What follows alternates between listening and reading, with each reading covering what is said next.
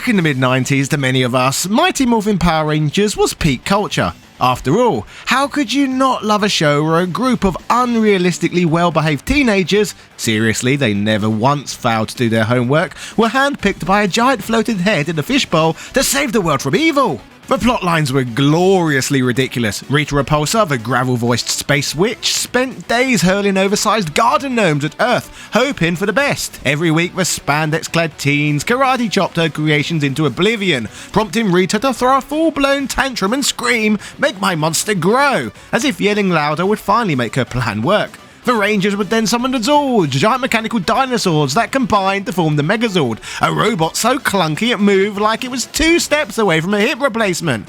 This thing had all the combat grace of a toddler in a snowsuit, yet somehow every single week it pulled off the same finishing move like clockwork. Honestly, it was like watching Hulk Hogan. Slow, predictable, and he was victorious every time. And much like Hulk, we just cheered and accepted it, because questioning it would ruin the magic. So yeah, Mighty Morphin Power Rangers was peak culture. It was ridiculous, nonsensical, and utterly addictive, which is why getting our hands on the 16-bit video games remains one of the most exciting memories of our childhood. Recently on this channel, we revisited both the original Super Nintendo game and its Sega Mega Drive counterpart, 2 vastly different experiences that frankly could have been much better. Nintendo's offering was a short, simple, and incredibly easy beat-em-up. Sure, it was fun, but it completely missed the mark by excluding everyone's favourite character, the Green Ranger, and the title was certainly no Turtles in Time or Streets of Rage in terms of depth. Over on the Mega Drive, Sega fans got a game that looked and played entirely differently. This version, to its credit, did include the Green Ranger, and even his Dragon Zord, but as a versus fighter, it fell short. The action felt clunky and unpolished, especially compared to other heavy hitters in the genre at the time. If I had woken up to this one on Christmas Day of 1994, I reckon I would have been extremely underwhelmed. Leading me to conclude, after a recent playthrough, that Nintendo fans definitely had the better Power Rangers game to enjoy that year. Or did they?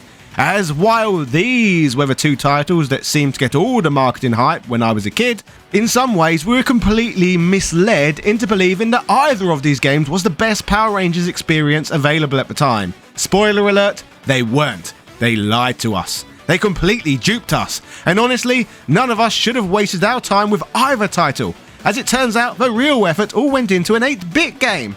On a handheld, no less. Imagine that. That's right, the Ultimate Power Rangers game during the peak of the franchise's popularity wasn't on the Super Nintendo, the Mega Drive, or even the Mega CD, which, let's be honest, barely qualifies as a game and feels more like an interactive slideshow. Nope, the crown jewel of Power Rangers gaming was shockingly a Sega Game Gear exclusive. That's right, the Game Gear. The handheld console that required a small power plant to keep running for more than 30 minutes and weighed enough to double as a home defense weapon. It appears that while the big-name consoles fumbled with mediocrity, this plucky little portable somehow managed to deliver the definitive Power Rangers experience. Who saw that coming? Certainly not my younger self, who was too busy being duped by glossy ads for the Super Nintendo and Mega Drive versions. The kicker? I actually owned a Game Gear. I could have had this gem from day one, but instead I was stuck playing inferior versions while my handheld gathered dust. Typical. Some of you at home brought this game to my attention through the comments, sharing how much you love it. So, clearly a few of you were ahead of the curve and on the right side of history even back then.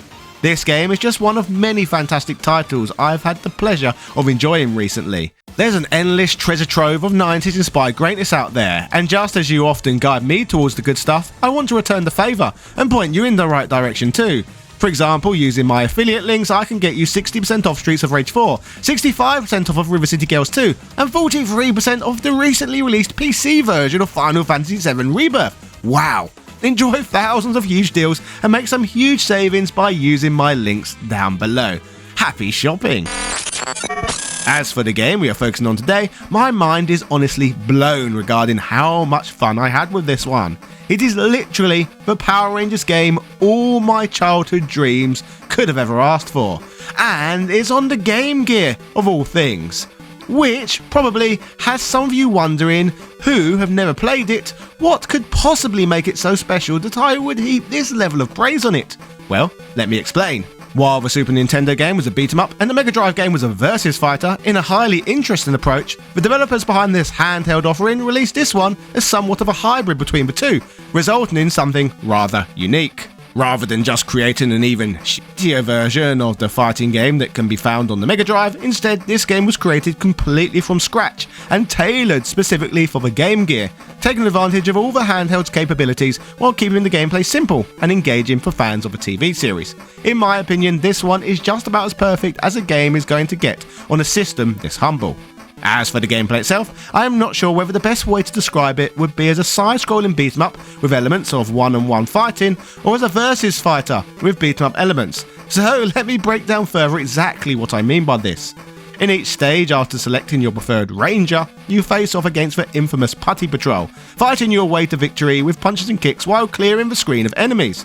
Unlike sprawling side-scrolling levels seen in games like Streets of Rage, the action takes place on a confined single-plane battlefield. This setup is more reminiscent of Street Fighter II and other iconic fighting games of the era, allowing you to move only back and forth within the limited space. These segments are incredibly satisfying to play, thanks to the tactile and responsive controls. The sound effects when landing a hit are equally gratifying, delivering that perfect sense of impact.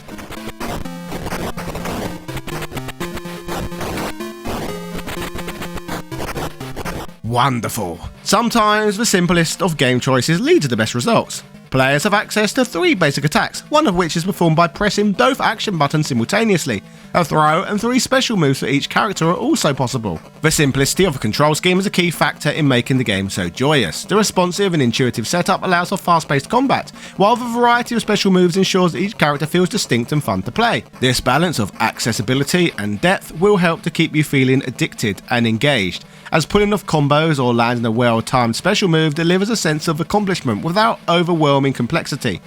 Honestly, I have never experienced a Game Gear game before where combat feels this fun. Just like in the show, after taking down the relentless Putty Squad, players get the chance to face off against the infamous Monster of the Week. What makes this feature great is the sheer variety of adversaries pulled straight from the TV series, each with their own unique designs and attack patterns.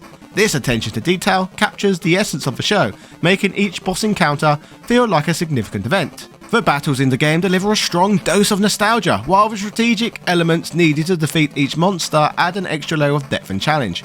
The difference in quality between the action in this Game Gear version and its counterpart on the Mega Drive is like night and day. Despite their visual similarities, each Power Ranger feels distinct, with unique playstyles that set them apart from one another. What's equally impressive and something that would have thrilled me as a child is how incredibly faithful the game is to the story and the pacing of the Power Rangers TV show. From the moment you, excuse the pun, power up the game, you're treated to the iconic theme tune alongside written imagery and dialogue that mirrors the show's plot. Sure, we got this kind of stuff with the others, but it's all the stuff that happened soon after that truly got me. In story mode, much like the Mega Drive version, we're treated to scenes of Rita commanding her monsters to be created, setting the stage for the action. You then select your ranger in their unmorphed form, which leads to an awesome morphing sequence before being thrown straight into the action I described earlier. It's a fantastic way to stay true to the show while keeping the gameplay exciting and immersive. Just as one would hope, after defeating them in ranger form, Rita makes her monsters grow, allowing us to fight them again, but this time as the Megazord. But there is so much more other cool stuff that I'm yet to mention.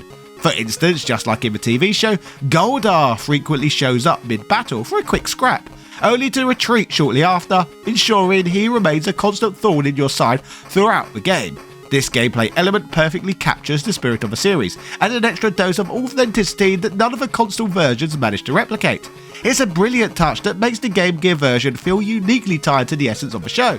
Speaking of the show-inspired features, just like in the Mega Drive game, the legendary Green with Evil arc is represented in the title, meaning we get to do battle with everyone's favourite bad boy, the Green Ranger. What's even cooler about this is that in Stage 3 it's not necessary to fully defeat the evil Green Ranger to progress, as emulating the TV show, the Power Rangers free him from Rita's mind control. While you can take him down by depleting his health bar, you can also survive in the fight for a set amount of time, after which he retreats. Another element where you can see extra attention to detail was put into this version compared to the Mega Drive version is that, like in the show, the CPU-controlled evil Green Ranger has an edge over the playable version, as he can use the Sword of Darkness to perform a range attack, a move that's not available to the player-controlled Green Ranger. After all, when he joins the Rangers in the show, he only has access to the Dragon Flute. Another feature that absolutely blows the Mega Drive version out of the water is what happens after you defeat the Green Ranger and his Dragon Zord. Not only do both join your team, granting you access to control the Dragon Zord, just like in the Mega Drive game, amazingly, this is the only Power Rangers game that allows you to play as the Dragon Megazord. This level of fan service is unparalleled, giving players like us a rare opportunity to experience one of the most iconic combinations in the series' history. If I played this as a child, it would have been a complete game changer.